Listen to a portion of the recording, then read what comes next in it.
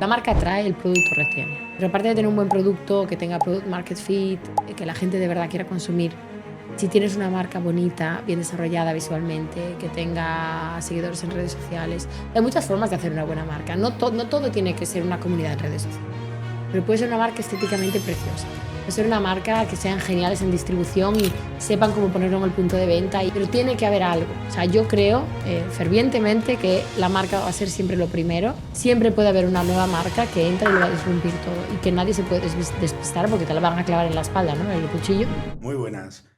Hoy vamos a hablar con una persona que nos va a poder contar qué decisiones hay detrás cuando tenemos que hacer cambiar los rumbos de un negocio, entre otras cosas. Y tenemos con nosotros a Inés. Inés, muy buenas. Bienvenida. Hola, buenas, ¿qué tal? ¿Qué te hizo un clip para que te empezaras a interesar por las startups, por esos modelos de crecimiento en los negocios? Es una buena pregunta. Yo empecé mi carrera profesional en un momento donde el concepto de startup en España era un concepto que no existía, ¿no? Y de hecho yo soy ingeniera industrial, matemática, y empecé a trabajar en Deloitte y no me gustó. Y hay un día que alguien me dijo, ¿y por qué no te buscas un trabajo en Internet? Y yo digo, "Ah, Internet". Y empecé pues a estudiar y era la época en la que pues, empezaban a hacer empresas muy interesantes en España. En aquel entonces, pues mi primer trabajo fue en Atrápalo. Es una empresa de viajes que en aquel entonces era pequeña, hoy en día facturan cientos de millones, no, una empresa, no es ni una startup, ya es una empresa que ya existe. Y fue un poco el principio para mí, o sea, la profesión mía la aprendí haciendo el trabajo, ¿no? No existía, yo he trabajado muchos años en marketing, cuando yo empecé a hacer marketing online, no existía la profesión del marketing online, sino que la profesión la creamos mientras aprendíamos el trabajo, ¿no? Y hoy en día pues hay universidades de marketing online y hay formaciones y hay academias, ¿no? Y nosotros pues nos la enseñó Google, nos lo enseñó Facebook, ¿sabes? Cómo hacer la profesión. Tú que estás especializada en el marketing online, ¿crees realmente que la parte formativa, te pregunto específica en el marketing, usual de toda la vida, o sea, a través de la universidad, es- va a la misma velocidad que va el mundo empresarial? ¿O qué aconsejarías más a la gente que se fuera intentando especializar o formar a través de otros cursos que son más cortos, pero que a lo mejor les da tiempo a acomodarse más a la velocidad real de la empresa? Creo que es una pregunta que hay que subir un nivel más hacia arriba. ¿Cuál es el valor de la formación universitaria? Es la pregunta, ¿no? Yo soy una persona que está muy a favor de la formación académica en general, porque quizás también sesgada, porque yo he estudiado mucho, pero creo que la formación reglada, estructurada, no necesariamente la universidad, pero las formaciones profesionales o universidades o incluso másters, posgrados, etcétera, existen por una determinada razón. Y de hecho, si tú observas la mayoría de emprendedores, la mayoría de directivos de éxito, todos han tenido formación académica. Por tanto, las universidades tienen un rol imprescindible, aparte de enseñarnos las bases teóricas de muchísimas cosas que nadie más nos va a saber enseñar, te enseñan disciplina, te enseñan la calidad, el valor del esfuerzo, que es imprescindible, entender, esforzarse cuando uno emprende, cuando uno trabaja con jefes, en cualquier entorno hay que tener disciplina, hay que tener rigor, hay que saber trabajar, ¿no? Y tú una carrera, da igual que sea esa de que ingeniería, que pues, filosofía, no vas a conseguir aprobarla y acabarla si no tienes pues cierto rigor, a no ser que seas, bueno, superdotado. Hay gente de todo, ¿no? Pero No. si no tienes cierto rigor y capacidad del esfuerzo, ¿no? Entonces, yo yo tengo hijas, ¿no? Y a mí si me preguntan, yo les diré, a no ser que estén totalmente en contra, tenéis que ir a hacer una formación estructurada y reglada. Aparte, hay muchísimos años en la vida para trabajar, ¿no? Partiendo de esto, las universidades de marketing, que no hay tantas, es decir, hay muchos posgrados de marketing, pero lo que es una universidad de marketing pura, pues no existe, están muy actualizadas. De hecho, muchísimos de mis coetáneos que empezaron conmigo hoy en día son profesores en estas universidades, en económicas, en ADE y enseñan, no te diría lo más último, porque lo más último ahora sería inteligencia artificial, pero quizás están al 90% al día. Y yo conozco a estos profesores, ¿sabes? Y si a mí me llamasen para ir a enseñar mañana, pues intentaría enseñar lo último, claro. El problema es que la profesión de... Hablamos de marketing online. Al final yo me especializo, oye, hace años que ya no hago marketing, de hace 6 años, ¿no? Pero me especializo más en crear marcas y en crecimiento y en, como digo yo, en crear valor para el consumidor, ¿no? pero el concepto de marketing en sí ha evolucionado y ha cambiado mucho. Antes se ponía muchísimo valor, sobre todo aquí en España, hubo la década o los 7, 8 años del SEO y el SEM, ¿no? Todo el mundo hablaba de SEO y de SEM, ¿no? Y esto todo al final, hoy en día lo hacen máquinas. Tú quieres hacer una campaña en Facebook y tú subes las creatividades y Facebook hace todo por ti. Google hay que saber un poquito más, pero tampoco, al final hay cierta sofisticación, pero para una empresa pequeña o mediana casi todo te lo hace el propio algoritmo. Pero lo que no te va a hacer el algoritmo es crear una estrategia de marketing. Entonces, conectado con tu pregunta, ¿qué nos enseñan en las universidades o en los másters de marketing online o en los másters de marketing? Nos enseñan a hacer estrategias de marketing. Porque al final, cuando nosotros lanzamos una campaña a Facebook, si nuestro contenido es muchísimo mejor, si nuestra comunidad de Instagram tiene muchos más miles de followers y son activos y quieren saber más de mi marca, pues lo obvio es que mi campaña va a ir mucho mejor que una campaña de una marca sin estrategia y que no sabe qué contenido quiere comunicar, ¿no? Entonces, respondiendo a la pregunta, creo en la formación formal, creo que hay que formarse, me continúo formando y creo que hoy en día en España, además, yo he vivido muchos años fuera, pero en España yo estoy muy sorprendida por el nivel que hay y estando en Londres, yo siempre he estado contratando gente que salía de España, de Italia, de Francia, pero la academia en España es de muy alto nivel. Colombia, Kenia, Etiopía. Te invitamos a probar los mejores orígenes cafeteros. Entra en cafeselcriollo.com y descubre todos nuestros cafés de especialidad.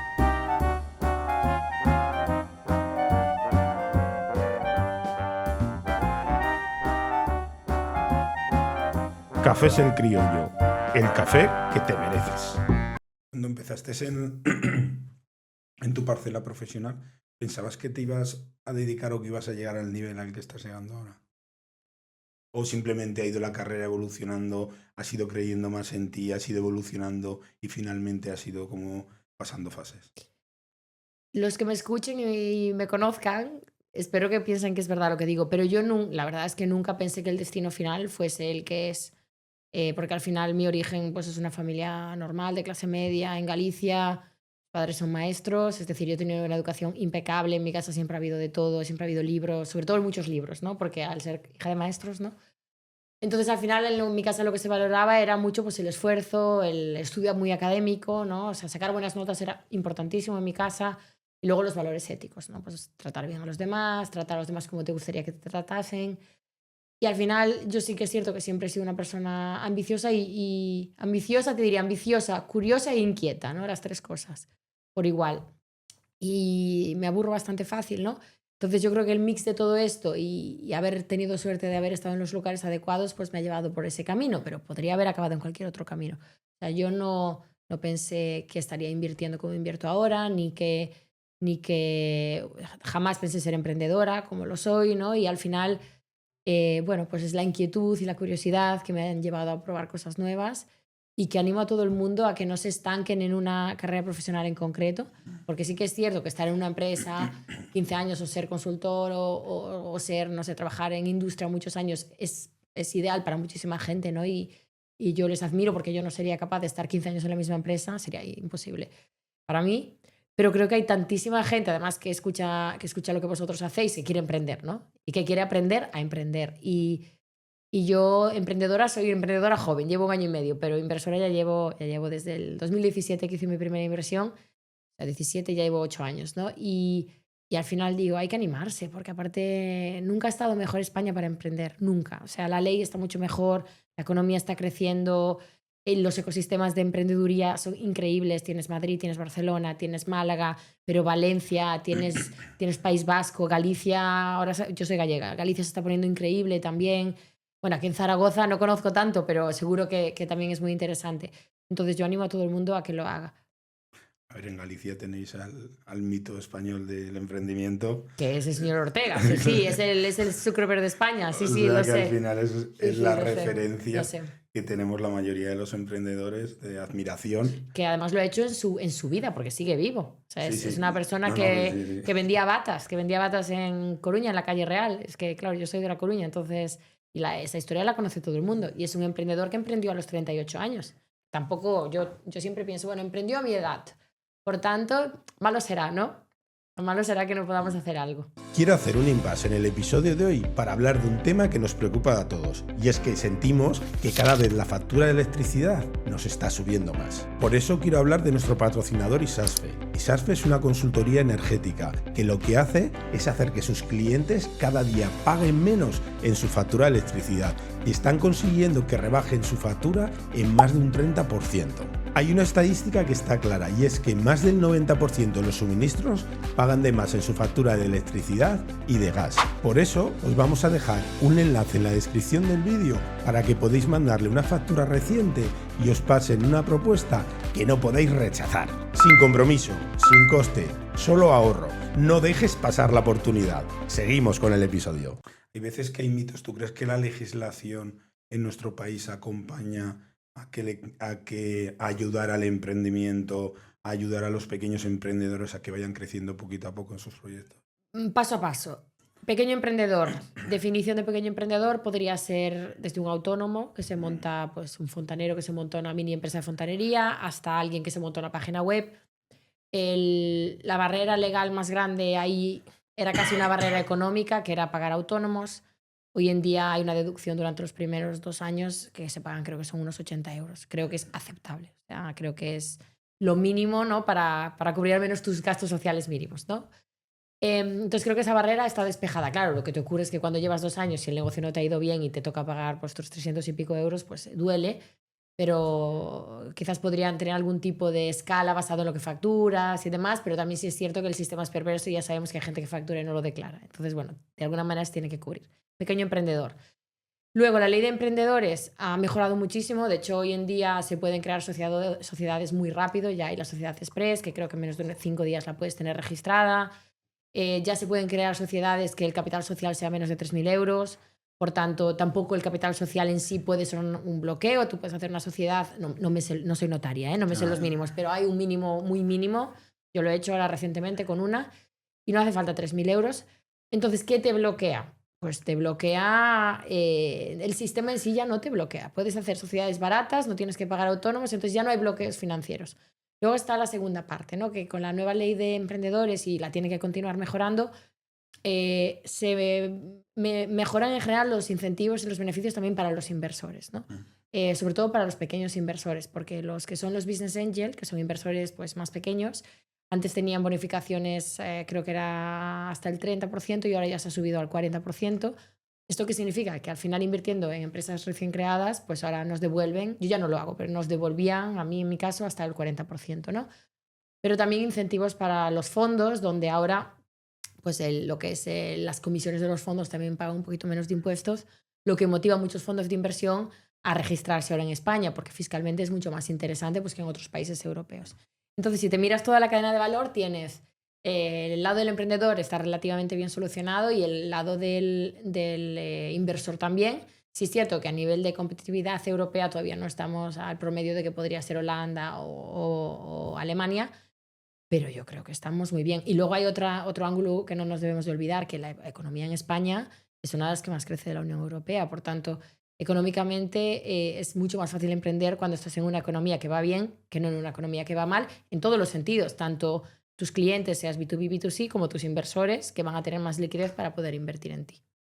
Porque nos da la sensación de que cada vez hay más emprendedores que sí que les va bien, que intentan salirse de España, vamos, que intentan irse de España a otras zonas, como puede ser Portugal dentro de la Comunidad Europea, como puede ser Andorra, como puede ser Emiratos Árabes o como pueden ser países de Sudamérica.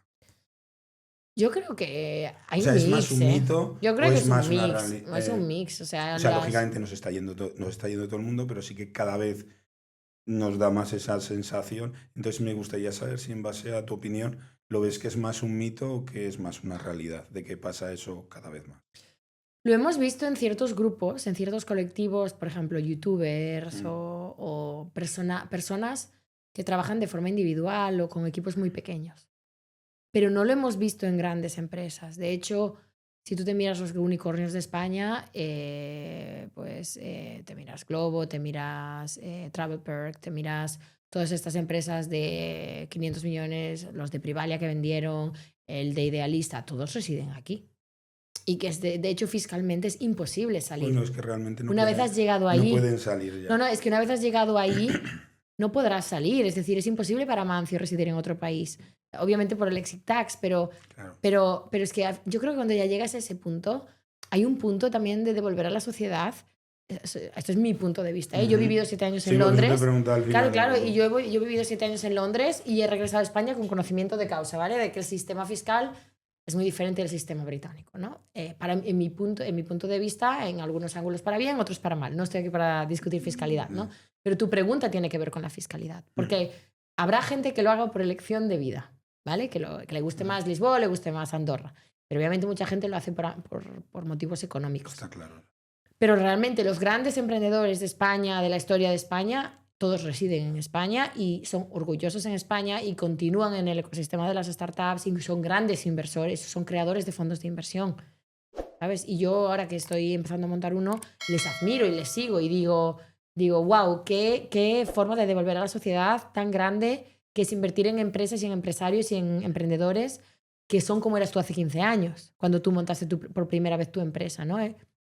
ITNIC es el de Factorial, el Yellow, el fondo de Globo, los de Idealista también tienen su family office, los de Privalia tienen su family office, todos están devolviendo, ¿sabes?, a la sociedad. Jesús Monleón también tienen su For Founders, ¿sabes? Entonces al final todos están devolviendo porque es la mejor forma, aparte de que pagas tus impuestos, como se debe hacer, la mejor forma es dar a los que ya porque a ti te dieron antes, ¿no? Y esto ocurre en todos los países de Europa. O sea, todos los países de Europa tienen fundadores que han vendido y que han montado fondos de inversión. Yendo un poco a lo que estábamos hablando antes, que te lo he sacado porque me has hilado una frase y me ha parecido interesante saber tu opinión. Yo siempre digo que, por ejemplo, en mi carrera profesional hubo un punto de inflexión que me cambió todo, que fue trabajar al lado de una persona que era un emprendedor puro y duro y yo al final quería ser como esa persona. Y entonces a partir de ahí pues fue un poco cuando me empecé a cuestionar ciertas cosas de mi trayectoria profesional y cómo quería que fuera.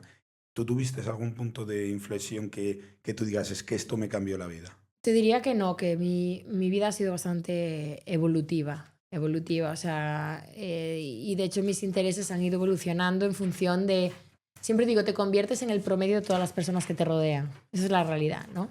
Entonces cuando tú ves que hay alguien que te rodea que te hace mal, te puede hacer mal de muchas maneras, ¿no?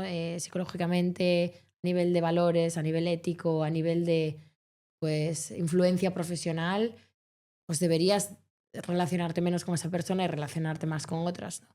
Y entonces, bueno, en mi vida han ido ocurriendo, ha sido como una evolución de hechos, ¿no? Y siempre hay un factor suerte, pero la suerte llega y tú tienes que estar preparado para saltar, ¿no? Y a veces llega y no estás preparado para saltar, que también me ha pasado, y pues no puedes saltar, ¿no? Te tiene que pillar trabajando, ¿no? La suerte. Sí, te tiene que pillar preparado y a veces te pilla preparado y a veces te pilla muy joven, a veces te pilla demasiado mayor, ¿sabes? Hay gente que ya tiene 50 años y le ofrecen algo y le dice, yo ya estoy mayor para esto, ya quiero otro estilo de vida, ¿no? Y no pasa absolutamente nada.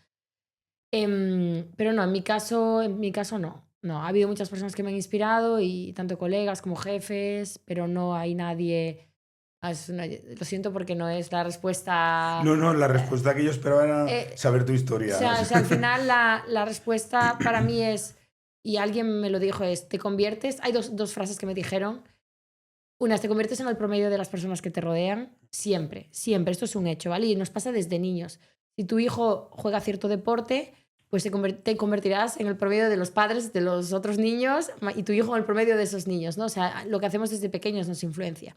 Y la segunda, que está relacionada con esto, que me lo dijo otra persona, una señora que es la CEO de un private equity en Londres, me dijo, Inés, lo más importante es que tu vida es una acumulación de todas las microdecisiones que has ido tomando. Y yo, cuando me lo dije, yo tenía 28, 29 años y me quedé pensando, pero claro, con 28 años tampoco has tomado tantas decisiones, o sea, te parece que has tomado muchas, pero tampoco has tomado tantas, ¿no? Y este pensamiento... No, como que lo dejé ahí almacenado y yo he seguido trabajando, ¿no? Y cuando ya tienes hijos y la vida empieza a coger muchas dimensiones, ¿no? Porque cuanto más mayor eres, más dimensiones existen en la vida, ¿no? La económica, la familiar, la ética, tus padres, tus empresas, tus inversiones, tu casa, que si compro una casa, que si no. Y me acordé de esta señora, la llamé por teléfono y me dice, ¿ves? Ahora sabes lo que yo te decía, ¿no? Y me dice, Inés, piensa qué es lo que quieres priorizar, piensa tus valores, ¿no? Y yo hace años desde el yo creo que el cambió muchas vidas, ¿no? Desde el que he decidido priorizar otra serie de valores y al final he tardado años en hacer el pivot, ¿no? Yo me he pasado 17 años trabajando, que mi principal valor era un desarrollo de carrera profesional, me preocupaba muchísimo lo que los demás pensasen de mí, y eso me llevó hasta cierto sitio donde yo he disfrutado muchísimo y demás, y luego lo dejé de disfrutar. Y ahora lo que tengo muchas ganas de hacer es de construir, divertirme, de estar con personas diferentes a mí, que me estimulen intelectualmente y creo que mis valores éticos, a raíz del y de haber sido madre, y esto de muchos emprendedores que son padres, te veo a sentir, me imagino que es igual, cuando tú tienes familia, cuando empiezas a crear una familia, tus valores cambian de golpe. O sea, empiezas a priorizar otras cosas y lo que tú haces en tu familia afecta a tu trabajo y lo que tú haces en tu trabajo afecta a tu familia, ¿no? Y entonces para mí, yo trabajo mucho, trabajo más que antes, pero trabajo mejor. Trabajo mejor, tengo mis huecos de familia, tengo mis huecos de amigos, tengo mis huecos de deportes. Luego a lo mejor a la 1 de la mañana me pillas trabajando, ¿no? Pero que al final encontrar ese equilibrio, que cada uno tiene el suyo, ¿no? A uno le gusta de noches, a otro de mañanas, a otro le gusta dormir poco. Y al final priorizar y encontrar tu lista de valores y rodearte de personas que tengan valores y prioridades similares a las tuyas es muy importante. Has hablado de la importancia de las microdecisiones, que al final ese conjunto de microdecisiones te ha llevado a donde estás ahora, pero ¿hay alguna de esas decisiones que te hubiera gustado tomar de otra forma o simplemente aceptas que tú eres parte de cada una de esas pequeñas decisiones? Aunque ha habido dolor y sufrimiento, no cambiaría, igual que la vida de cualquier persona, no cambiaría ninguna de las decisiones que he tomado. Ninguna. Y la mejor decisión que he tomado, pero que la he tomado a la edad correcta, con la experiencia correcta, es empezar a trabajar para mí misma. ¿Te ha cambiado tu percepción y tu forma de ver las cosas al pasar por startups, por ejemplo, como Deliveroo? Sí, claro, pero es que Deliveroo es una startup que factura 3.500 millones. Es una startup que sería una de las empresas más grandes de España. No es de UK porque es más grande el mercado. Yo he vivido, siempre lo digo, yo he vivido desde la experiencia de no hay dinero en el banco, oficina que cuesta 400 euros al mes y ventanas rotas, que lo viví en Treatwell, hasta que levantamos la primera ronda de inversión así buena, hasta trabajar para empresa cotizada, facturando 3.500 millones, con secretaria privada y coche privado a disposición, ¿sabes? O sea, lo he vivido todo. Y cuando yo estuve, cuando estaba en Deliveroo, estuve de baja de maternidad, fue mi primera vez en mi vida que paré a pensar. Y cuando paré a pensar, pensé, ¿dónde estaba más feliz? ¿Dónde me lo pasé mejor? Y yo recordaba el primer año de Treatwell aquí en España. Yo monté Treatwell. Treatwell es un marketplace de belleza. Ahora el mismo número 1 en Europa. Es como booking.com, pero para reservas de manicura, peluquería, masajes, etc. Y yo recordaba mi año más feliz, el primer año de montar Treatwell aquí en España y mi primer año en Londres, cuando me fui a Londres a ser CMO, que ya facturábamos un poco más, facturábamos ya 30 millones. Y entonces, bueno, hablando con mi marido, me dice, oye, pero es que si eso es lo que te hizo feliz, tú no puedes coger otro trabajo en otra empresa que facture 2.000 millones, que era el tipo de trabajo que se me ofrecía en Londres, ¿no? ¿Qué quieres hacer de verdad? Y ese fue el día que digo, no, es que today is the day, ¿sabes? Ahora hay que tomar la decisión de coger un poquito más las riendas y quizás los primeros años son duros, por eso digo que hay que pasar un proceso, ¿no? De llegar allí. Y jamás miraré atrás, ¿eh? O sea, yo me voy a dormir y me quedo dormida, me levanto por la mañana y estoy de muy buen humor. Y hasta en la ducha no pienso mucho, porque tampoco tengo mucho que pensar en la ducha, ¿sabes? Y eso yo lo agradezco mucho. ¿Ha habido algún momento en tu carrera que te has llegado a plantear un poco todo, decir, ¿dónde estoy? ¿Qué hago aquí? ¿Me gustaría que mi carrera fuera de otra forma? ¿O simplemente has ido aceptando y has ido pasando pestañas, ¿no? Pasando pantallas? Mi carrera tiene muchísima coherencia, ¿eh? Al final yo he hecho 17 años de marketing con algo de general management y simplemente lo que me ha pasado es que cada vez iba a empresas más grandes, nada más. O sea, es una carrera que tiene muchísimo sentido. Y en paralelo empecé a invertir. Entonces, es lo que te digo, ha sido como muy orgánico. Empecé a tener interés en invertir, luego he invertido en muchas empresas y eventualmente pues he aprendido la profesión de invertir profesionalmente, ¿no? Como socia en un fondo. Entonces no es que de repente haya dicho, no, es que ahora soy CMO y ahora quiero ser inversora. No ha sido así, porque esto pasa mucho y eso es un consejo. A mí se me aproximó mucha gente y me dice, no, es que yo ahora quiero ser socio en un fondo. Le digo, tío, sí, pero ¿cuánto de tu capital personal has arriesgado? ¿En cuántas empresas has invertido? ¿Qué casos de éxito tienes? Porque si tú no has arriesgado una parte importante de tu patrimonio, ¿cómo esperas que otros confíen su patrimonio, sea un inversor profesional o una familia? ¿Cómo esperas que te confíen dinero? ¿No? Y yo me tomo muy en serio la gestión de las personas que confían en nosotros para invertir, porque yo he arriesgado el mío y he invertido en otros fondos de inversión y sé cómo es, ¿no? Y sé que a veces va mal y a veces va bien, ¿no? Entonces nuestra responsabilidad es intentar que vaya lo mejor posible. Muchas veces las startups y cada vez más están muy obsesionadas en sacar rondas de financiación, en intentar crecer a lo mejor más rápido de lo que crecían normalmente las empresas históricamente. ¿Cuál crees que es el mayor error que comete una startup al inicio cuando tiene esa obcecación en querer crecer demasiado rápido? Pues tú lo has dicho. O sea, yo creo que hay startups que necesitan mucho capital y gracias a tener más crecen más rápido, y creo que hay startups que aunque levanten más capital no van a crecer más rápido. Es un hecho. Y hay modelos de negocio que se prestan una cosa y la otra. Ha habido una tendencia durante una década, que yo creo que esta década ya está, ya no volverá a ocurrir, donde había unas valoraciones de empresas tan altas, no pasaba nada porque te diluías poco.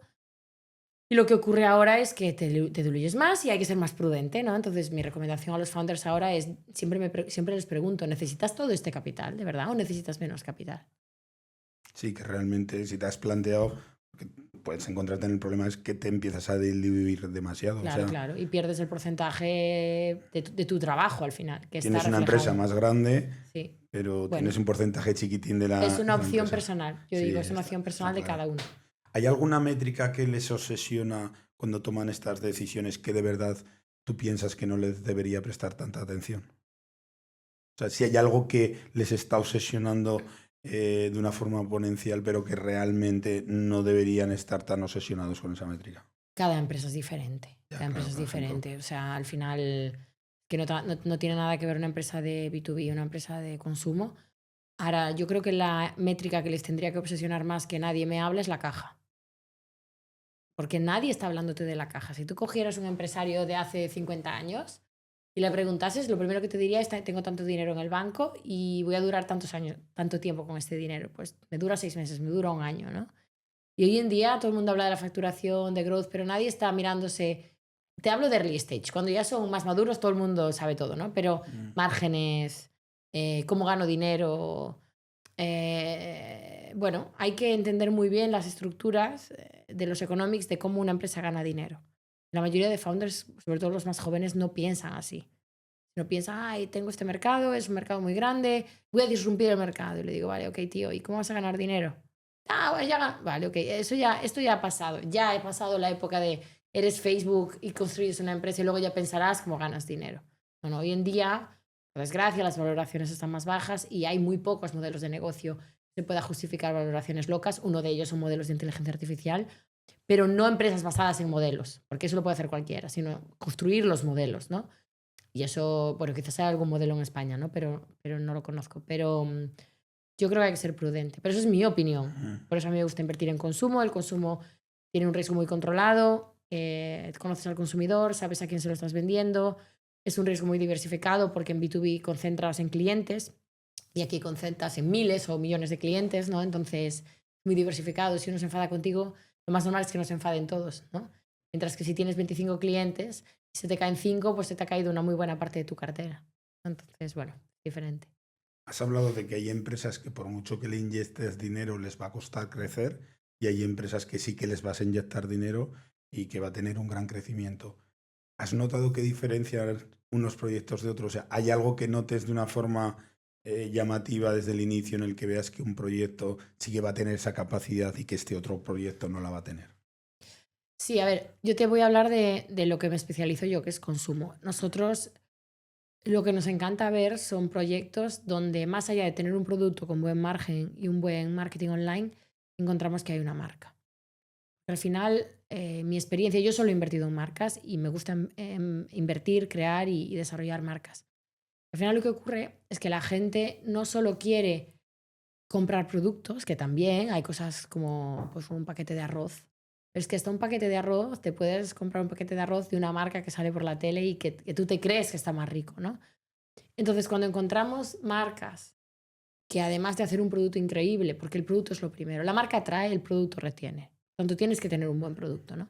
Pero aparte de tener un buen producto, que tenga product market fit, que la gente de verdad quiera consumir, si tienes una marca bonita, bien desarrollada visualmente, que tenga seguidores en redes sociales, hay muchas formas de hacer una buena marca. No todo tiene que ser una comunidad en redes sociales, pero puede ser una marca estéticamente preciosa. Puede ser una marca que sean geniales en distribución y sepan cómo ponerlo en el punto de venta y tú vas a Carrefour al campo, ¿no? Y lo ves y dices, ¡guau, qué chulo!, ¿no? Pero tiene que haber algo. O sea, yo creo fervientemente que la marca va a ser siempre lo primero y que al final en cualquier tipo de mercado, donde hay, sobre todo cuanto más commodity sea el mercado, siempre puede haber una nueva marca que entra y lo va a disrumpir todo y que nadie se puede despistar porque te la van a clavar en la espalda, ¿no? En el cuchillo. Entonces, cuando yo encuentro un negocio que está el producto, que vemos esa marca y que además es un mercado que crece, que tú te subes a la ola y la ola lleva hacia allí, esa es la empresa perfecta para meter dinero. Pero es que no se cumple siempre. Y eso no significa que sean malas startups, ¿no? Hay startups, por ejemplo, ahora en el sector educativo, que justo ahora estaba esta semana en un congreso, el sector educativo que cada vez hay menos niños en el mundo, ¿no? Excepto que mires a ciertos países, pero en Estados Unidos, en Europa, cada vez hay menos niños. Sin embargo, lo que son las startups del sector educativo, sobre todo EdTech, están creciendo muy, muy rápido.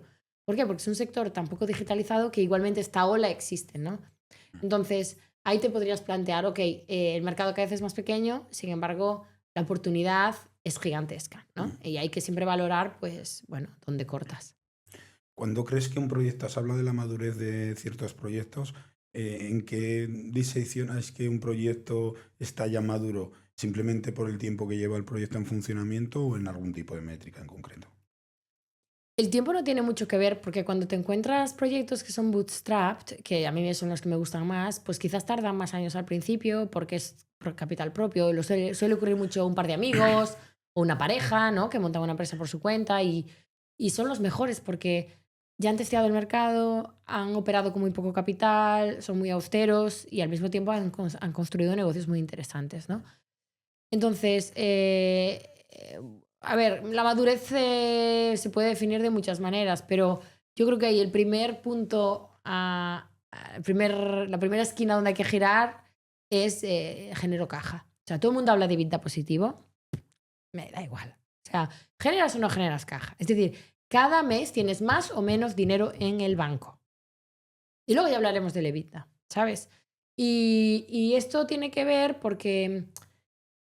Bueno, porque hay negocios que queman mucha caja y que igualmente el EBITDA les sale muy bonito, ¿no? Y entonces yo creo que cuando has llegado a ese punto, es en ese punto donde tú puedes decir, ya tengo un grado de madurez que puedo empezar a aumentar mi deuda bancaria, que puedo empezar a coger un poquito más de riesgo en el balance, que, bueno, puedes empezar a hacer un poquito de ingeniería financiera. Y yo no soy CFO, no tengo ni idea. O sea, yo siempre intento trabajar con gente que sabe más que yo en este aspecto. Pero sí que es cierto que muchas startups están jugando el juego de fundraising, fundraising, fundraising. Por tanto, aumentan sus fondos propios, pero no aumentan la deuda. Y falta muchísimo conocimiento de gestión de balance en los emprendedores. Muchísimo. O sea, la mayoría de emprendedores no saben lo que dice su balance. Entonces, no pueden pensar una estrategia de crecimiento que tenga un ángulo financiero correcto. Hay empresas que pueden tener deuda, empresas que no. Pero lo que está claro es que una empresa que genera caja, la probabilidad de que pueda pagar una deuda es muchísimo más alta. Como si tú te pides una hipoteca para tu casa. Si no ganas suficiente sueldo, no te van a dar la hipoteca. Ya está, o sea, se acaba así. Pues esto es lo mismo en una empresa. Si tú gastas menos de lo que ganas, pues tienes dinero para pagar tu hipoteca, para pagar un préstamo que te va a conceder el banco. Es mucho mejor pedir dinero prestado que vender un porcentaje de tu empresa a un socio. A no ser que sea un socio que tú quieras tener, estratégico por alguna razón.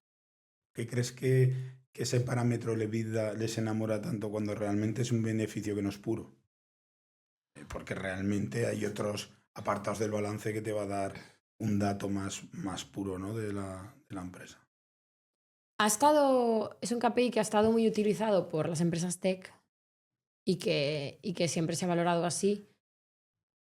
Y como la mayoría de estas empresas tech no tienen CAPEX ni tienen gastos que no se ven en la P&L, entonces lo hemos como adoptado ese KPI. Pero la realidad es que luego cuando empiezas a mirarte negocios híbridos que tienen CAPEX, da igual si sea B2B, B2C, ¿sabes? Pues eso, esconden muchísimas cosas allí. Pero yo creo que todo viene de Estados Unidos, de que todos estos negocios tech al inicio no tienen CAPEX, luego tienen, porque tú mírate un Google o un Amazon, comprar servidores, es CAPEX directo, ¿sabes? Nada de eso se ve en la P&L. Bueno, se ve debajo del EBITDA. Claro, entonces, ¿qué ocurre? Que todo el mundo habla del EBITDA y la amortización de los servidores, que son billones de euros. Nadie habla de la amortización de los servidores, ¿no? Claro, pero es que es eso, ¿no? Y esto aplica a cualquier negocio, desde una empresa de distribución que tiene que comprar camiones hasta una empresa de retail que tiene que montar locales, hasta pues una empresa de energía que tendrá que instalar cosas y montar pues infraestructura, ¿no? De cualquier tipo. O sea, la mayoría de negocios tienen CAPEX. Yo siempre digo, por lo menos por mi propia experiencia, que los crecimientos tienen que ser sostenidos en el tiempo y digestibles, que yo lo digo. Pero ¿cómo podemos equilibrar entre crecer bien y crecer rápido? ¿Cómo se puede equilibrar? Porque a mí la primera vez que estaba en una entidad bancaria hace muchos años y me decía, una empresa de energía que has nombrado ahora, decía, ten cuidado que te puedes morir de éxito. Me acuerdo la palabra del gestor de la entidad bancaria y en ese momento, al principio de 10 años, decía, ¿por qué voy a morir de éxito? ¿Sabes? Y la experiencia al final te va enseñando y vas dando cuenta que tú puedes crecer, pero si creces muy rápido, que no lo puedes digerir, por eso lo llamo yo digestible siempre, vas a tener un problema. ¿Cómo se puede equilibrar eso entre crecer bien y crecer rápido? Pero hay muchas razones por las que no podrías digerir el crecimiento. La primera es la financiera, ¿no? Que es lo que decía yo antes. Hay poco conocimiento de balance. De hecho, en los cursos de emprendedores nos enseña mucho sobre el balance y yo creo que se tendría que enseñar más. Es decir, que cojas más deuda de la que necesites o al contrario, que no cojas deuda y que eso también sea un problema y te acabes diluyendo mucho y luego pierdas la motivación porque no tienes suficiente porcentaje de tu empresa, ¿no? Luego, la segunda razón, que suele ser por la que mueren las empresas, no tiene nada que ver con la caja, es porque quieres ir más rápido de lo que puedes ir, o porque el mercado no lo permite, o porque la madurez del modelo en sí no lo permite. Es decir, hay modelos que son modelos de lifetime value, donde al principio ganas poco, pero a la larga ganas mucho dinero. Pasa mucho en retail. En retail el primer año es un lío, pero a los 3 años son negocios preciosos, porque cuando tienes tu clientela, si vas haciendo un buen trabajo, pues a partir del año y medio, 2, empiezas a ganar mucho dinero, ¿no? Esto pasa mucho en restaurantes. Y yo creo que lo tercero es infravalorar las dificultades o lo contrario, o valorarse demasiado a uno mismo como emprendedor y el trabajo que puedes asumir con equipo y las capacidades que tú tienes para ejecutar, ¿no? Entonces, esto hay muchas startups, a mí me ha pasado en mi portfolio personal, que han muerto porque los founders pensaban que lo iban a hacer mejor que lo hicieron. Cuando tenían product market fit, cuando el mercado estaba ahí, cuando la marca era correcta, pero pues los founders se creyeron mejores que el propio modelo. ¿Y qué ocurre? Que empiezas a cometer errores. Pues gasto más dinero aquí, no negocio bien con este proveedor, se me escapa tal contrato. Y bueno, hay un momento donde se te van las cosas de las manos y luego ya ni el banco te deja dinero, ni tus inversores confían ya en ti, ¿no? Entonces no es que te quedas sin caja, es que has hecho muchas cosas por el camino que han hecho que te quedes sin caja, ¿sabes? Y a mí, bueno, yo ahora me cuesta más invertir en gente joven. A ver, sí, pero me gustan más los de 30 y pico. Sí. Que ya tengan una experiencia. Es que presentan los planes de otra manera, se toma más la emprendeduría como una profesión, no es jugar al casino, no es, es que si no me va bien ya montaré otra, ya sí, tío, pero es que el dinero no es tuyo, es de otras personas, mío y de los inversores de los fondos, ¿no? Y a mí, bueno, a ver, he invertido en gente joven y en gente muy mayor también, pero me gusta esto, un poco ya... Un poquito más maduro. Sí, un poquito más escabeche, ¿sabes? Que lleve una temporada, que Second Time Entrepreneurs, o sea, la segunda vez, increíble, porque ya han hecho todos los errores, ya gestionan la caja así, se saben hasta el céntimo cuánto dinero tienen en la caja. O gente que haya dado el salto de haber sido ejecutivo en empresas grandes, pero tiene que darse la condición, porque eso es luego el problema que hay con esos es que luego se cansan. Porque la buena vida de estar ganando el sueldo bueno y luego ahí estar ahí 2 años sin ganar, que al final ganar el sueldo mínimo de 1.000 y pico, que es lo que te vas a pagar al principio, bueno, hombre, eso duele cada mes, claro. Desahorras y la vida aprieta, pero bueno, hay grandes casos en España de gente que ha emprendido tarde, empezando por el señor Ortega. O sea, ya sé que es el ejemplo que has usado tú. Sí, es porque me ha Sí, venido sí, por sí. tu lugar Sí, sí, de sí. nacimiento. Bueno, al final es la referencia, aunque no mires a Galicia, es una referencia Sí, nacional. sí, sí, sí. Yo pienso que las decisiones en el emprendimiento se tienen que tomar siempre en base a unos datos, pero hay muchas veces que entra a jugar la intuición. Ujú. ¿Cómo crees que debe gestionar el emprendedor esa intuición? Si tiene que prestarle atención o si tiene que olvidarse un poco de ella, echarla un poquito a un lado y ceñirse puramente a los datos. Yo no creo en la intuición, pero creo que se entrena la intuición. Es decir, una persona de 45 años tendrá una intuición mucho más avispada que una persona de 25 años, En base a la experiencia. porque es en base a la experiencia. Entonces, cuando yo he trabajado con gente en empresas más grandes, con gente de 45, 50 años, y yo era mucho más joven, yo tenía pues 28, 30, ¿no? Y yo estaba en una sala como esta y los veías que hablan poco y están pensando. Y tú dices, este tío algo está pensando. Y cuando abren la boca, dices, ¿cómo has pensado esto? Llama la experiencia, llama la intuición. Dices que a mí me parece que en base a mi intuición, en base a lo que yo veo, y tú sabes que esa persona tiene cero datos para decir esto. Y en la mayoría de casos tienen razón. A la larga se ve que tienen razón y que si hubiésemos tomado una decisión diferente, pues seguramente nos hubiese ido mal. Entonces, el emprendedor joven puede usar la intuición, sí, sobre todo lo que creo que puede tener una persona más joven es, el joven tiene muchísimo menos miedo a la tecnología nueva, a modelos que disrumpan, porque están muchísimo más cómodos con el cambio. Sin embargo, también es cierto que los emprendedores que estamos viendo también en Estados Unidos creando modelos de inteligencia artificial no son emprendedores de 20 y pico, de nuevo, son tíos de 30 y largos. ¿Sabes por qué? Porque tú para montar una empresa de cierto calibre tienes que, primero, lo más normal, aportar capital tú, lo más segundo, ser capaz de convencer a inversores que se fíen de ti y lo tercero, ser capaz de liderar y montar un equipo. Esas tres cosas, tienes que tener carisma, liderazgo, tienes que tener cierta intuición y cierta pues, capacidad de arrastrar gente contigo, ¿no? Entonces, de nuevo, esto es un hándicap cuando te encuentras pues, a emprendedores que quizás tienen la intuición menos desarrollada, ¿no? Que suele ser a veces cuando están más joven. Dicho esto, hay sectores como la moda donde esto a mí me parece que no ocurre. Por ejemplo, si tú te miras las marcas de moda más guays, más chulas que han nacido en España en los últimos 30 años, la mayoría son fundadas por gente muy joven. El caso de Desigual, el caso de Nude Project, el caso pues, no voy a hacer publicidad gratis a nadie, ¿no? Pero y yo no he invertido nunca en moda, ni es un sector en el que me especialice, aparte de comprar ropa cuando para no ir desnuda, ¿no? Y ir vestida normal. Pero sí que es cierto que en moda hay algo, tiene que haber algo de conectar con esa audiencia en particular y saber lo que la audiencia quiere y hablar el mismo idioma que ellos, que se cumple, es casi como algo muy diferencial de la moda. No ocurre ni en belleza, porque los productos de belleza hay una parte muy científica, de saber formular, de saber hacer un producto que funcione. Ya te encuentras esos fundadores de nuevo mucho más madures. Pues alguien que ha trabajado en Puig, alguien que ha trabajado en Unilever, o alguien que ha sido formuladora y que ha montado una marca, que ya son más mayores. Pero sí, en moda sí que tenemos muchos casos. El más reciente es Nude Project, que es un caso de éxito gigantesco, ¿no? Donde son fundadores muy jóvenes porque, bueno, saben cómo hablar ese idioma y crear una marca de estilo de vida. Básicamente porque hablan el mismo idioma. Correcto. Que la persona a la que venden y han hecho un producto de muy alta calidad. Porque si tú te compras una sudadera, y de nuevo no me pagan royalties, pero si tú te compras una sudadera y te la pones, que yo tengo una porque alguien me la regaló, pero es que me la pongo el fin de semana porque es de súper abrigadita. Me la pongo, me pongo ahí con mi... Y voy comodísima, ¿sabes? Y al final yo creo que es el mix de lo que yo digo, la marca trae y el producto retiene. Si tú te compras una camiseta de algodón, la lavas y te encanta lo que dice y te asocias con esa marca, pues quizás la próxima vez que tengas que comprar otra camiseta de algodón, pues irás allí y te comprarás otra camiseta allí, ¿no? Y al final desnudo no va nadie, ¿no? Gracias a... Sí, ¿sabes? Entonces, exacto, esperemos, exacto. Esperamos. Has estado hablando de Nude Project y me viene como especialista tú en marketing online o marketing digital.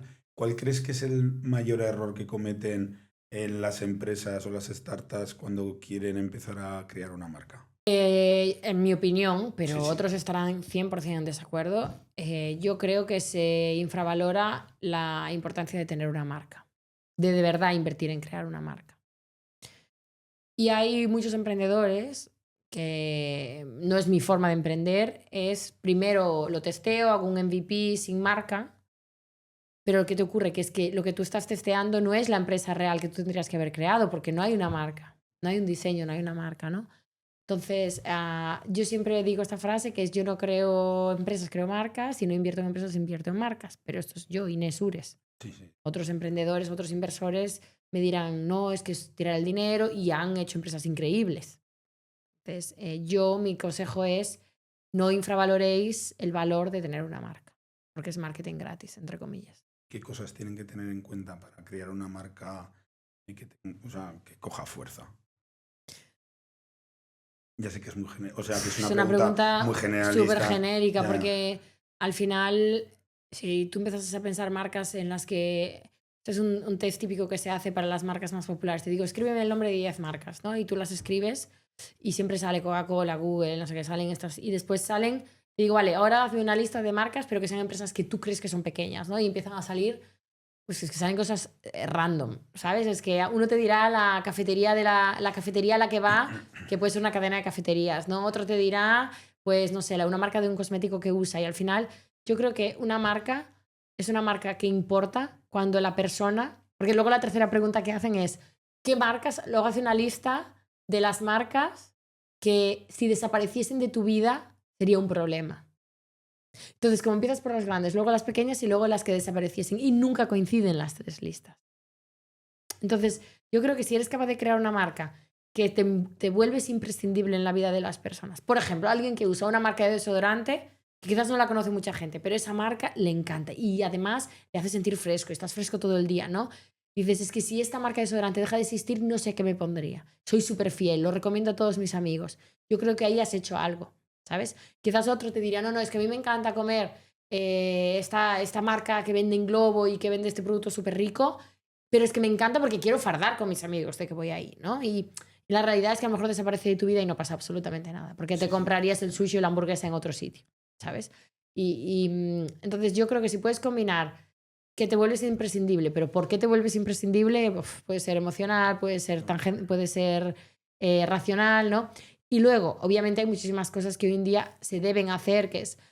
Hoy en día las marcas son creadores de contenido, desgraciadamente. O sea, si tú no eres relevante, no creas contenido, y al final las marcas son televisiones, ¿no? Porque Instagram es nuestra retransmisión, o TikTok es nuestra retransmisión, ¿no? Si no sabemos crear contenido y contar historias, la probabilidad es baja de que podamos ser una marca relevante. Pero dicho esto, repito, hay muchísimas marcas muy, muy importantes que no hacen Instagram, que no hacen TikTok, que ni lo tendrán, y que distribuyen en farmacias o que distribuyen en supermercados o que se venden directamente por SEO y que son muy importantes en las vidas de las personas. Al final hay una diversidad de formas en la que tú puedes empezar a establecer una marca, es muy variable. Si hay una empresa y una startup, o una empresa que no todo tenemos que ser, no todo tienen que ser startup, que quiere empezar a pensar, porque muchas veces, oye, este emprendedor pues ha ido a una ronda de financiación, pero ¿cuáles son los primeros pasos que hay que dar cuando tú quieres empezar a sondear este tipo de mercado? Cuando quieres empezar a buscar capital para hacer una ampliación de capital. Sí. Depende de tu conocimiento. Asumimos que es un emprendedor que tiene un buen producto, que tiene algo de métricas, porque al final, antes de tener métricas, si no conoces a nadie, mejor que lo financies tú o tú y tus amigos, ¿no? El famoso Family, Fools and Friends, ¿no? Pero una vez ya, imaginemos que tienes algo que tú crees que vale dinero, ¿no? Y que dices, es que tengo tantos clientes, creo que este año voy a facturar tanto, ni que hablemos de 200.000 euros de facturación o 100.000, o sea, algo pequeño. Al final, el proceso de fundraising, de levantar capital, es como cualquier proceso comercial. Lo que tú tienes que hacer es primero entender cuánto crees que vale tu empresa y cuánto capital necesitas. Y al final, una ampliación de capital, un fundraising, no es nada más que crear una serie de acciones en tu sociedad, una serie de participaciones, y vendérselas a alguien que, en vez de comprárselas a otro, se las compra a tu propia empresa, ¿no? Es esto: empresa crea participaciones y las vende. Que esto mucha gente no lo entiende. Y me dice, no, es que me diluye tanto. Y le digo, pero tú entiendes lo que vas a hacer. O sea, entiendes que vas a crear participaciones y que tu empresa me las va a vender a mí. Entonces, primer paso, entender lo que vas a hacer. Segundo paso, entender lo que más o menos crees que vale, ¿no? Entonces, una vez ya sabes cuánto dinero necesitas, tienes que saber qué tipo de inversores invierten en ese momento, en ese estado de tu empresa, e intentar hacer una lista. O sea, antes de contactar a nadie, es decir, pues hay 25 fondos, hacemos el caso de España, podría ser Europa, ¿no? Pero 25 fondos en España que sé que más o menos hacen este tipo de inversiones, porque tienen páginas web. Puedes ir a sus páginas web, le preguntas a ChatGPT, le dices, ChatGPT, hazme una lista de 20, y te hace la lista chat. Y te dice, además, el último fondo, en qué año lo regularon, ahora se sale todo de ChatGPT. Y Business Angels, pues buscas Business Angels, ahí es un poco más difícil de encontrar, porque ya tienes que navegar un poco en la zona oscura, pero bueno. Y entonces, mi recomendación siempre es, una vez ya tengas la primera lista, que pueden ser 15, 20, 25, intentar que alguien te presente de forma directa, o sea, nunca escribir email frío porque no te van a contestar, porque esta gente está muy ocupados. Y normalmente si es una presentación te van a dedicar mínimo media hora. Una videollamada o un café rápido en el bar de al lado de su casa normalmente, ¿sabes? Esto es así, o al lado de su fondo, ¿no? Pero ¿qué hace esto? Que tú haces pues un funnel, un pipeline comercial. Es decir, cuando hayas tenido de esas 25, 10 conversaciones, ya sabrás todo lo que está mal en tu business plan. Seguramente te habrás dado cuenta que todo lo que tú pensabas no tienes ni idea y ya habrás cambiado el deck 4 veces. Entonces, mi segunda recomendación es de esos 25 empieza los 10 primeras reuniones los que creas que hay menos probabilidad de que inviertan, porque son los que seguramente además te darán el feedback más duro. Para que cuando llegas a los demás probabilidad ya estás tan preparado que van a invertir. Lo segundo además es que de estos 25 quizás te salen otros 25, porque los que no inviertan te van a recomendar a otras personas de su red que van a querer invertir. Si tu oportunidad vale la pena, ¿no? Entonces luego ya es pues un funnel de inversión, de 25 pues quedan 10 quieren segunda reunión y de 10, 5 querrán ya miras el business plan y al final 2 o 1 o 3 o 25 invertirán, ¿no? Pero tomárselo como un trabajo, hacerlo con rigor, hacerlo con estructura. Y entonces, cuando las rondas se hacen así, siempre salen, si el producto vale la pena. Otra cosa es a qué valoración y con qué capital. Y asegurarte de que no te quedas sin caja en el proceso, porque cuando estás haciendo fundraising no estás trabajando. Yo estoy aquí, no estoy trabajando, ¿no? Estoy hablando contigo. Pues esto es exactamente lo mismo.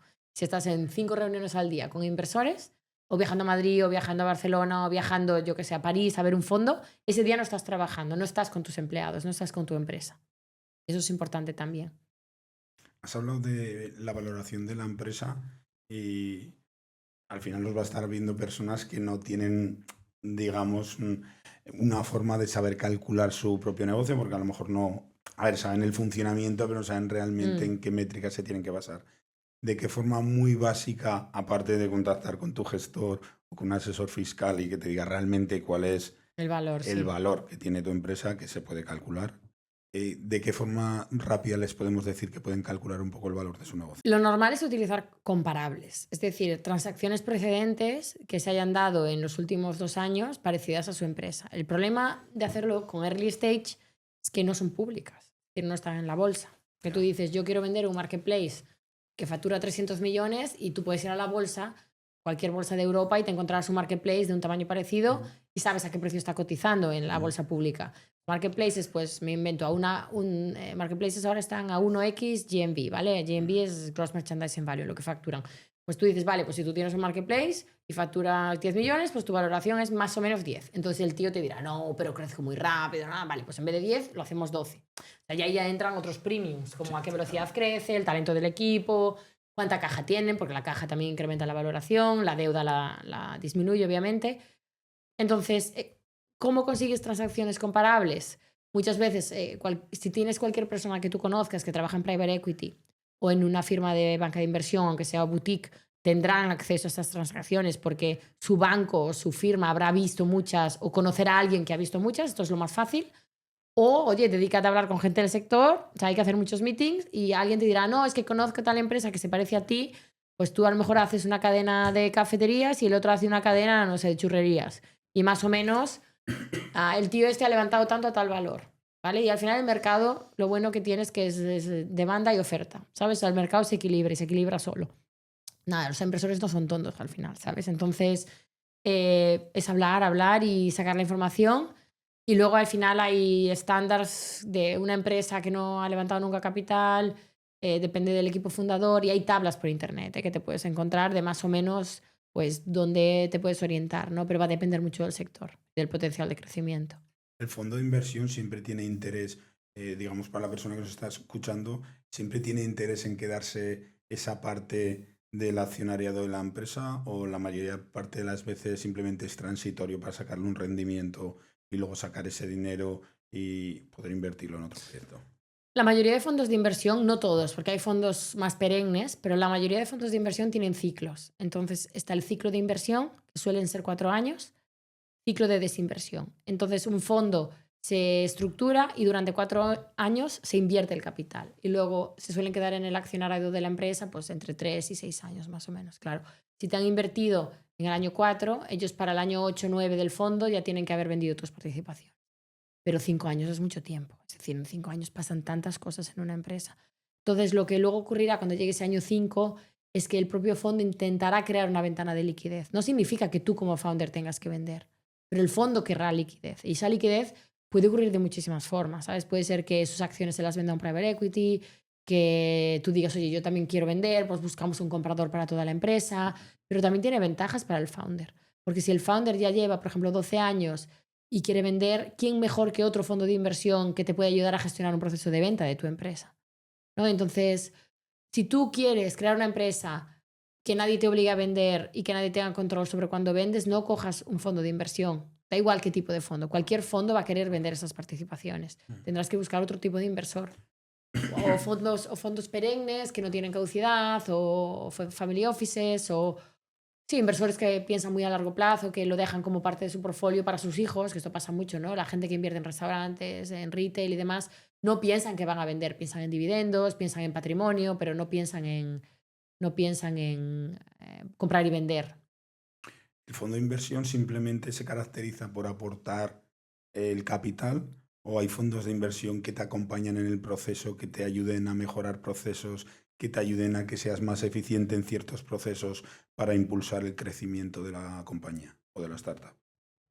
Depende de cada fondo. Hay fondos que son muy transparentes y dicen nosotros invertimos capital, intentamos ser buenos gestores contigo, pero tampoco te aportan valor real. Hasta el punto opuesto, que hay fondos de inversión que tienen lo que se llama un operating team dentro del fondo, que hay un partner que solo es el operating partner y que tiene servicios de marketing, servicios de recruitment, servicios de pues, leadership, ¿sabes? Coaching para CEOs y demás. Esto está muy de moda porque sobre todo en tech, en tecnología se ha puesto muy competitivo. Hay muchos fondos con mucho capital y tampoco hay tantas empresas buenas. Entonces, para atraer a las mejores empresas les tienen que dar más servicios aparte del capital. Entonces va a depender mucho del fondo. Y luego hay fondos que dicen que te ayudan y no te ayudan, hay fondos que no dicen que te ayudan y luego te ayudan. Y bueno, yo creo que al final es entenderte muy bien con la... Normalmente el que gestiona la inversión suele ser un socio y en fondos más grandes pues hay directores de inversiones que trabajan con cada socio y que te tienes que entender muy bien con el socio y con el director de inversiones al final. Con quién va a estar en tu consejo o quién va a ser tu contacto del día a día. Al final al inversor le interesa que vaya bien la empresa. Claro, claro. Y si va a haber algo que no se está gestionando correctamente, pues te va a empujar un poco Claro. a que tú muevas en esa dirección para que se impulse el crecimiento. Correcto, y te dirá, oye, pues te presento a tal, o nos reunimos, hacemos una sesión de estrategia de un día, o las formas que tiene de ayudar a un inversor al final son de influenciar más que de controlar. La inversión no puede hacer management de facto, no está permitido por ley. La ley no permite a un inversor hacer management de facto, o sea, porque entonces no seríamos inversores de fondos. Lo que haríamos seríamos gestores de sociedades. Y administradores. Y administradores, correcto. Entonces, al final, hay la gobernanza de la compañía, que puede ser un consejo, puede ser una junta de accionistas, puede ser un pacto de socios. Y una vez tú has establecido cómo nos coordinamos, cómo nos asociamos, luego, sobre todo, lo que puedes es influenciar y crear entornos de éxito, ¿no? Que es como yo lo pienso. Pues si yo veo que va justo en logística, pensaré quién conozco yo que está en una empresa de logística grande, que le puedo decir que me haga un favor y venga a estar 2 días con este tío y le mire todo como lo tenga y le pagamos lo que sea, ¿sabes? O lo hará gratis. Así es como nosotros ayudamos, ¿sabes? No podemos ayudar viniendo a gestionar tu empresa por ti un mes. Esto no. O sea, esto lo tiene que hacer el CEO, que para eso es el founder. Sí. Si yo te cogiera la mano y te diría, ayúdame a conseguir una ronda de financiación, más allá de los números, de que yo tenga controlado los números para poder responder claramente a todas las cuestiones que me vayan haciendo, ¿qué más me dirías que tuviera en cuenta? Sí, lo que te he explicado antes. O sea, al final piensa que fundraising es exactamente igual que vender algo. Estás vendiendo participaciones en tu empresa, entonces prepárate muy bien todo. O sea, prepárate tú, haz las reuniones, prepárate un funnel, no tengas prisa. O sea, hacer fundraising con prisa siempre está mal porque acaba yendo mal. Acaba yendo mal por una razón o por la otra. Pero más allá de eso es que hay que hacer los deberes, hay que ir a reunirse con gente, hay que escuchar, hay que crear confianza, relaciones de confianza y sale. O sea, parece que no, pero sale. Actualmente, Inés, ¿en qué proyectos es donde se centra más su día a día? Yo, Sí. Yo actualmente me dedico solo a 2 cosas. He creado una empresa que se llama Arpías, que a fecha de hoy es una cadena de manicuras de lujo, que estamos en Barcelona, ya llevamos 6 y abriremos muchos más este año, y que ahora estamos evolucionando Arpías, que es en sí la cadena de manicuras, a como si fuese un holding o un clúster del mundo de la belleza. Entonces, el segundo micronegocio que estamos lanzando es una academia de formación online para manicuristas, con unos másters que duran 7 meses, porque nos hemos dado cuenta de que el sector de la belleza necesita formación. La mayoría del personal que nos llega está muy mal formado, y nosotros al final vendemos lujo en Arpías y necesitamos el estándar más alto del sector. No podemos cobrar lo que cobramos, que al final es más que un competidor, y no dar el mejor servicio. Nosotros tenemos convicción de que vamos a hacer las mejores manicuras. O sea, al final aquí estamos, bueno, yo las traigo hechas. Entonces, esto es mi primer proyecto al que dedico la mayor parte de mi tiempo, y luego en paralelo, con 2 socios más, tenemos un fondo de inversión que se llama Real Ventures, que invertimos en empresas de consumo de economía real. ¿Qué es economía real? Pues la vida real. Es decir, pues comida, bebida, productos de belleza, productos para el cabello, lo que usamos en cada día, pero de consumo. O sea, lo que consumimos cada día, que es una gran parte del PIB de este país y de Europa. Invertimos a nivel europeo, un fondo de 30 millones.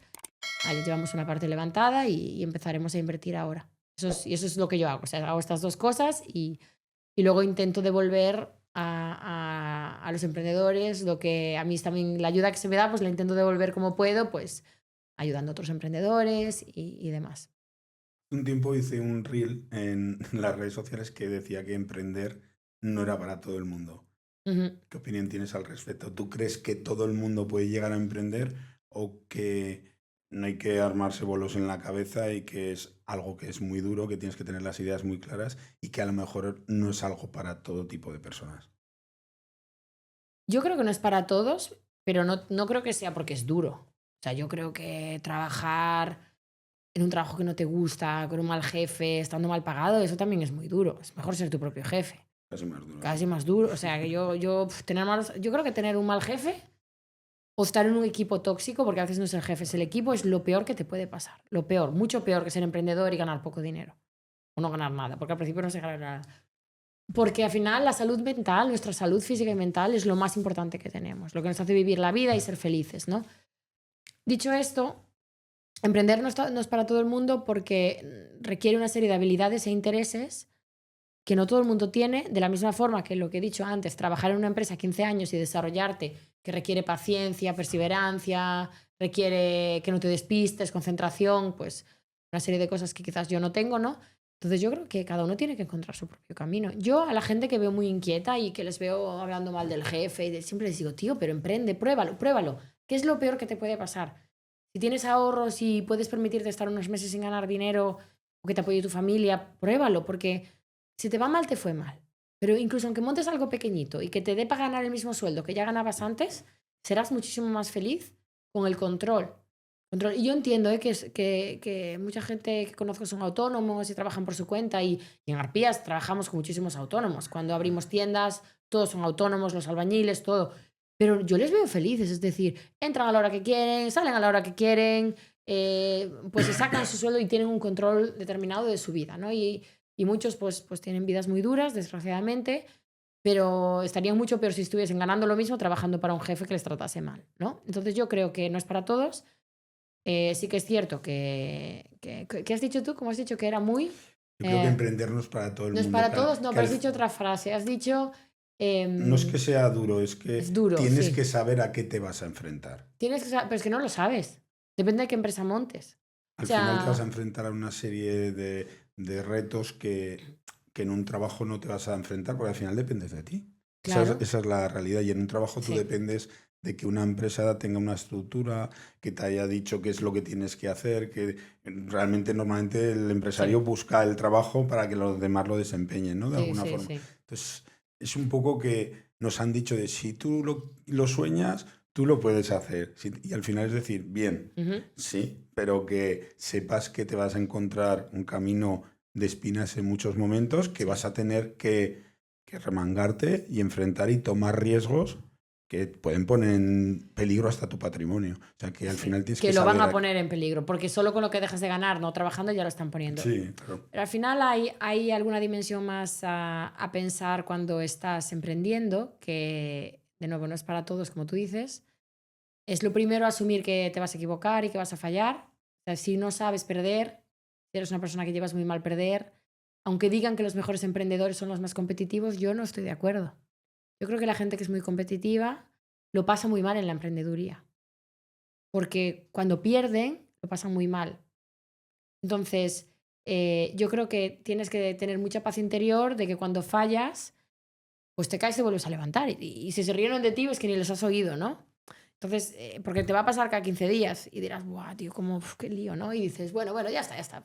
Esto ya está, ¿no? Y las habrá de gordas, gordas, de que te tienes que esconder en casa un mes y no hablar con nadie hasta que la has solucionado, ¿no? O sea, saber equivocarte. Por eso que dicen, hay que ser muy competitivo para emprender bien. Y yo no estoy de acuerdo. Yo creo que hay muchos emprendedores mucho más tranquilos, mucho más de perseverancia, mucho más de como cuando llevas un barco, ¿no? De guía, de ahí está el faro, de no me... Y sin perder el faro, ¿no? Siempre con el faro. Y lo segundo, y esta es una de mi cosecha, no se puede gestionar el caos. ¿Sabes? O sea, al revés. Más que gestionar, no se puede controlar el caos. Hay que como gestionarlo, dejarlo fluir el caos, pero no se puede controlar. Porque si quieres controlar el caos, te vas a volver loco. Entonces, yo que soy una persona muy perfeccionista, desde cómo me he visto, cómo como, el deporte, o sea, yo en mi vida es como, todos son cuadraditos, ¿no?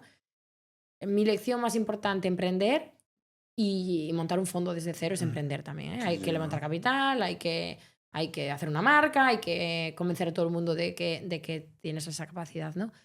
Entonces la lección es que nada será perfecto nunca jamás en tu vida, que nada, nunca tendrás esa página web que acabas de montar, nunca será perfecta, que nunca tal documento estará perfecto y tienes que aprender a vivir en el caos. Y hay mucha gente que no es capaz. La incertidumbre les mata. Entonces la incertidumbre de levantarte cada mañana y que no sabes lo que vas a hacer hoy, no sabes qué va a pasar hoy, no sabes quizás si tendrás dinero en el banco de aquí 3 meses. Y si eres capaz de vivir con esa incertidumbre y vivir un poco en el caos, ¿no? Y estar, te digo, no controlarlo, sino gestionarlo, que lo he dicho al revés. Si gestionas ese caos, pero no tienes esa necesidad de que todo esté controlado, entonces te va a ir muy bien. Y te vas a divertir, porque yo creo que es muy divertido emprender. Se habla de la competitividad. Yo siempre he sido una persona muy competitiva, pero sí que lo he ido transformando en el emprendimiento. En vez de competir contra otros, he ido competiendo un poco contra mí mismo. O sea, el intentar cada día pues mejorar, siendo un mejor gestor, siendo un mejor administrador de mis sociedades, en vez de fijarme si la empresa competidora X, que no me voy a poner un nombre, Sí. es más fuerte o es más potente o está haciendo mejor las cosas o yo creo que no ha errado en esto o en aquello que me he podido equivocar. Entonces yo creo que lo que hay que hacer es ir transformándolo. A mí me ha ayudado que yo soy una persona muy sosegada, muy tranquila. Sí. En el caos me manejo con tranquilidad, con sosiego. Donde otras personas se van a poner nerviosas, pues yo lo logro hacer con tranquilidad, aunque luego la profesión también va por dentro. Eso pero, por ejemplo, yo te lo decía, yo no soy una persona competitiva, nunca lo he sido, de hecho, nunca he disfrutado de los deportes competitivos. De hecho, cuando he estado en deportes competitivos he disfrutado más de estar en el equipo en sí y de que el equipo haya... Yo he jugado hockey muchos años y en hockey, a ver, si ganábamos es muy divertido ganar, pero he disfrutado más de la diversión de lo que es ganar y estar con el equipo y creo que eso me ha realizado más que no el hecho de que hemos ganado, hemos ganado, ¿no? Ya. Y es verdad, y entonces eso no quiere decir que no te guste ganar, a todo el mundo le gusta ganar, ¿vale? Es muy guay ganar, ¿vale? Pero a mí esto es mi caso personal. Esto lo puede decir mi madre. Mi madre me decía, Inés siempre quiere lo más difícil, que no es lo más competitivo. Y eso tiene más que ver con lo que te decía antes, con la curiosidad, con la inquietud de descubrir cosas nuevas y de que te aburres, ¿no? Y que hay personas que encuentran la satisfacción en la competitividad, que no es mi caso. Es decir, yo voy a un sitio y pierdo y me da absolutamente igual. Estoy jugando a las cartas, pierdo, pues perdí. Es que ya se me ha olvidado, ¿sabes? Pero lo que, por ejemplo, yo no puedo tolerar es estar haciendo algo que me aburra o eso ya es un poco más profundo o que esté muy alejado de mis valores. Pero entonces además me voy a cama y no me duermo, que es lo que te decía antes, ¿no? Y pienso, ¿y por qué estamos haciendo esto? ¿Y qué razones y demás, ¿no? Entonces, emprender, sí, bueno, no sé, yo es que sonrío porque yo desde que he decidido hacerlo soy la persona más feliz del mundo, pero claro, lo he hecho con mucho conocimiento de causa y ya en un momento vital donde tengo ahorros y donde si va mal, pues fue mal, ¿no? Y claro, cuando lo haces cuando eres más joven, cuando no tienes esos ahorros, pues es muy diferente, porque te vas a dormir y ahí sí que no te duermes, porque es el capital familiar, ¿no? Entonces, bueno, ya. Has hablado del fracaso. A mí no me gusta ponerle un poco esa palabra porque al final es como nuestro lenguaje es como muy dura la palabra, conforme que al final es simplemente que las cosas no están sucediendo como tú las has planificado, y también parece que en nuestro país nos están esperando con la como para ver que te caigas y digas, ves, es que te ibas a caer, ¿no? Entonces, ¿qué tenemos que aprender de otras sociedades en las que has vivido, de cómo gestionan este tipo de situaciones? Creo que es otro mito español. Yo creo que el fracaso aquí tampoco está tan penalizado. De hecho, la mayoría de grandes emprendedores que hay hoy en día en España son emprendedores de segunda y tercera generación que han fracasado. O sea, yo el caso que tengo muy... A mí no me importa usar la palabra fracasado. O sea, el que le haga daño, pues que se gire. O sea, hay que usar las palabras. O sea, tema aparte. O sea, yo creo que cuando no utilizamos las palabras adecuadas por miedo a dañar, estamos creando problemas. Y sobre todo esto ocurre mucho en gestión, en management, ¿no? Y esto ocurre mucho también cuando creas marcas. Si tú creas una marca y a la gente no le hace sentir un poco incómodo, es que has creado una marca que no sirve para nada. O sea, si tú te miras las grandes marcas, volvemos al caso de Nude Project, a la gente le hace sentir cómodo el lenguaje visual de Nude, ¿qué va, sabes? Entonces yo, volviendo al caso del fracaso, uno de los grandes emprendedores de esta generación, de estos últimos 10 años, es Uriol, que es uno de los co-founders de Vicio, que yo le conozco mucho, yo he invertido con ellos y Uriol es la segunda empresa y su primera empresa fue mal, la cerraron y no pasa nada, aprendió y luego montó otra y le fue muy bien. Y hay muchísimos casos como estos en España. Entonces, que se dice que no se premia al fracasador, no quiero decir al fracasado, yo, hombre, no hay que pasarse tampoco, ¿no? Hay que ver fracasado, etiquetita en la frente, tampoco hay que pasarse, pero yo creo que se premia al fracasado, porque al final el pensamiento siempre es, ¿qué has aprendido de tu último fallo? ¿Qué has aprendido de lo que fue mal? Y normalmente la segunda vez es más probable que te vaya bien. Bueno, y a la tercera lleva la vencida, ¿no? Como dicen. Y hay muchos casos de emprendedores increíbles de segunda generación en España. Al final tienen más posibilidades de Sí, tener sí, éxito sí, sí. porque han tenido lecciones que si han aprendido por el Exacto. camino les van a hacer mucho más fuertes. Sí, sí. Y es nuestra responsabilidad, sobre todo la vuestra como comunicadores, porque yo estoy aquí hoy y yo me voy, pero tú harás otro podcast mañana y otro, que es desmitificar todo esto, de que el fracaso está penalizado. No lo está, no lo está. Los fondos están buscando second time founders. Ojalá que la anterior les haya ido bien, pero si la anterior les ha ido regular o mal, no pasa nada, queremos hablar con ellos. Ahí tengo más casos, yo tengo algunas de mi portfolio que yo he invertido en la primera, que ahora he invertido en la segunda. Y la primera la han cerrado, pero es que la segunda está bien y van a ir bien. Entonces queremos ver casos de aprendizaje. Obviamente Estados Unidos, pues me imagino que será mucho mejor, o Inglaterra, pero bueno, al final es autoflagelarnos, ¿no? Yo creo que hay que mirar hacia adelante y crear la sociedad en la que queremos vivir. Era llevarlo más a ver qué cosas tenemos que aprender que hacen bien en otro sitio, intentar aplicarlo culturalmente al nuestro. Ahí me daba un poco. Conozco más cómo lo hacen en Estados Unidos. ¿En Inglaterra difieren también mucho de cómo lo hacemos nosotros o se hace Es más europeo. más europeo? Sí, sí, yo creo que Europa es muy parecida en general, aunque ellos no quieran ser de la Unión Europea, pertenecen al continente, ¿no? Se parece mucho culturalmente, o sea, se valora muchísimo la jerarquía, se valora muchísimo, o sea, lo típico, ¿no? De esta persona lleva 1 año y medio sin trabajar, ¿por qué llevas 1 año y medio sin trabajar, ¿no? O sea, esto ocurre igual allí, ¿por qué te ha ido mal la startup? Pero también se premia al founder que ha fallado, o sea, es que no digo que se premie, se valoran las lecciones, los aprendizajes de este founder, ¿por qué no? Al final, no hay nadie mejor que el que ha cerrado un negocio para saber las cosas que no hacer, ¿no? Sí, sí, está claro. Hay los aprendizajes del fracaso. Yo siempre digo que dependiendo del momento de tu vida, el éxito puedes entender que son cosas totalmente diferentes. Yo si miro al Darío con 16 años, el éxito para él era ser portero del Real Madrid de la Sí. selección española, ¿sabes? Entonces, y ahora el éxito es totalmente diferente, lo llevaré a algo más familiar, mezclado con mis propios proyectos empresariales. ¿Qué es para ti el éxito en este momento? Para mí el éxito ahora es la libertad. O sea, yo valoro muchísimo hacer las cosas a mi manera. Es que hablo mucho de valores, pero es que es importantísimo para mí, con mis valores, con mi ética. em, y trabajando cada día en algo que me levanto y me apetece ir a trabajar con esas personas. Obviamente, ganar dinero nos gusta a todos. Si tú haces esto y además lo haces ganándote bien la vida, pues mejor. Pero yo ahora mismo, o sea, yo soy emprendedora, es decir, gano como un emprendedor, es decir, muy poco, ¿sabes? Pero al final me enriquece, estoy en un sector que me enamora, que es el de la belleza, lo conozco como nadie, he trabajado más de 10 años ya en este sector, sobre todo en la parte de servicios, yo de productos sé menos, pero de servicios, y mi obsesión ahora es disrumpir este sector y transformarlo, o sea, lo vamos a transformar todo. Hemos empezado por los estudios de manicuras, ahora vamos a empezar con formación, y si todo acompaña, seguiremos porque para mí esto es misión de vida. O sea, a partir de aquí, yo horizonte infinito, ¿sabes? O sea, no tengo...